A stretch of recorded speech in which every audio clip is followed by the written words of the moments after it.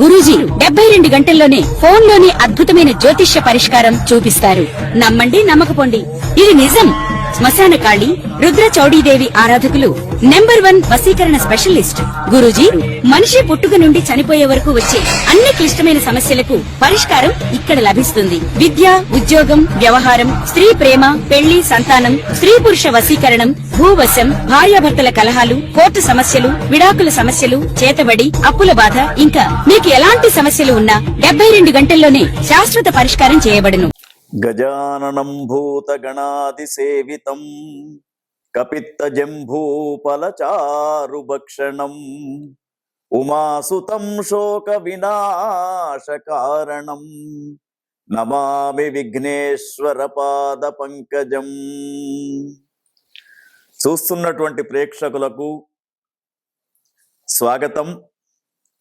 విశ్వావసునామ సంవత్సరంలో సెప్టెంబర్ మాసంలో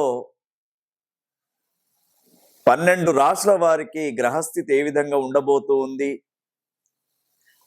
వారు ఈ మాసంలో ఎటువంటి నిర్ణయాలు తీసుకోవాలి, ఎటువంటి పనులు చేయాలి అనే విషయాలను చర్చించుకుంటూ, దాంతోపాటు మనకు ఈ యొక్క సెప్టెంబర్ మాసం విశేషమైనటువంటి కొన్ని పండుగల గురించి కూడా చెప్పుకుందాం. సెప్టెంబర్ మాసంలో ముఖ్యంగా మనకు సెప్టెంబర్ 7వ తేదీ భారతదేశంలో కనిపిస్తున్నటువంటి సంపూర్ణ చంద్రగ్రహణం సెప్టెంబర్ 7 ఆదివారం రాత్రి ఏర్పడబోతూ ఉన్నది. తర్వాత ముఖ్యంగా సెప్టెంబర్ 6వ తేదీ మనకు భాద్రపద శుక్ల చతుర్దశి, మరి వినాయక నిమజ్జన ఉత్సవ కార్యక్రమం కూడా కనబడుతూ ఉంది. అదేవిధంగా మహాలయ పక్ష ఆరంభం కూడా భాద్రపద మాసంలోనే ప్రారంభం అవుతూ ఉంది. విశ్వకర్మ జయంతి ఈ మాసంలోనే ఉంటూ ఉంటుంది. ఇవన్నీ చూస్తున్నప్పుడు భాద్రపద మాసంలో ఎక్కువ శాతం మనకు మరి ఒక్కొక్క రాశి వారికి ఏ విధంగా ఉండబోతుంది అనే విషయాన్ని గమనించినప్పుడు, మొట్టమొదటి మనకు రాశులలో మొట్టమొదటి రాశి మేషరాశి.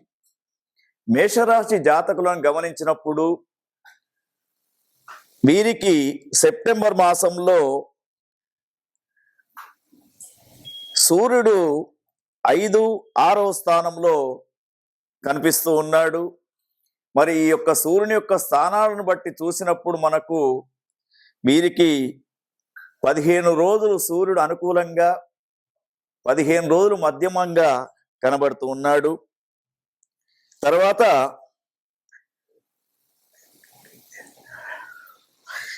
అదేవిధంగా మరి కుజగ్రహాన్ని గమనించినప్పుడు వీరికి మేషరాశి వారికి కుజుడు 6వ స్థానంలో, 7వ స్థానంలో ఈ యొక్క సెప్టెంబర్ మాసంలో కనబడుతూ ఉన్నాడు. నీలాంజన సమాభాసం రవిపుత్రం యమాగ్రజం ఛాయామార్తాండ సంభూతం తం నమామి శనైశ్చరం. చూస్తున్నటువంటి ప్రేక్షకులకు విశ్వావసునామ సంవత్సరంలో కన్యా రాశి జాతకులకు ఏ విధంగా ఉండబోతుందో చూద్దాం. తర్వాత వారు ఎటువంటి నిర్ణయాలు తీసుకోవాలి, ఏ పనులకు దూరంగా ఉండాలో కూడా తెలుసుకుందాం. కన్యా రాశిని గమనించినప్పుడు వీరికి సూర్యుడు ముఖ్యంగా కన్యా రాశి జాతకులకు 12, 1వ స్థానంలో ఉండడం చేత శారీరక పరమైనటువంటి రుగ్మతలు, ముఖ్యంగా బోన్స్ సంబంధించినటువంటి కొన్ని ప్రాబ్లమ్స్ ఈ సెప్టెంబర్ మాసంలో ఏర్పడే అవకాశం ఉంది. తర్వాత వీరికి కన్యా రాశి జాతకులకు కుజగ్రహాన్ని చూసినప్పుడు 1, 2 స్థానాలలో వీరికి కన్యా రాశి జాతకులకు కనబడుతున్నాడు. అంటే కుజగ్రహం కూడా కొంత అననుకూలమైనటువంటి రూపంలో కనబడుతూ ఉన్నాడు. కాబట్టి కొంతవరకు ఆరోగ్యపరమైనటువంటి సంబంధించినటువంటి కొంత నియమాలను పాటిస్తూ, ముఖ్యంగా బయట ఏదైతే ఆహారం తీసుకుంటున్నారో అటువంటి వాళ్ళు చాలా జాగ్రత్తగా చూసుకోవాలి. తర్వాత కన్యా రాశి జాతకులకు బుధగ్రహాన్ని చూసినప్పుడు 2, 12 స్థానాలలో వీరికి బుధుడు ఇక్కడ మనకు కనబడుతూ ఉన్నాడు. బుధగ్రహాన్ని గమనించినప్పుడు 12, 1 స్థానాలలో బుధగ్రహం కనబడుతున్నాడు. ఈ బుధగ్రహం కూడా వీరికి అనుకూలంగా లేడు. కాబట్టి బుద్ధి మనకెంత ఉన్నా కూడా కొన్ని సమయాలలో ఆ యొక్క బుద్ధి అనేది పడకపోయే అవకాశాలు ఉంటాయి. తర్వాత గురుగ్రహాన్ని చూసినప్పుడు 10వ స్థానంలో గురుగ్రహం ఉన్నాడు, మధ్యస్థంగా ఉంటాడు. తర్వాత శుక్రగ్రహం చూసినప్పుడు వీరికి 11, 12 స్థానాలు శుక్రగ్రహం చాలా అనుకూలంగా ఉన్నారు. భార్యాభర్తలు అన్యోన్య దాంపత్యాన్ని సాగిస్తారు. ఇద్దరు కూడా కలిసి మరి ముందుకు వెళ్ళడానికి అవకాశం, కొత్త వెంచర్స్ ప్రారంభం చేయడానికి ఇద్దరు కలిసి ముందుకు వెళ్తారు. తర్వాత కన్యా రాశి జాతకులను గమనించినప్పుడు వీరికి శనిగ్రహం 7వ స్థానంలో ఉంది.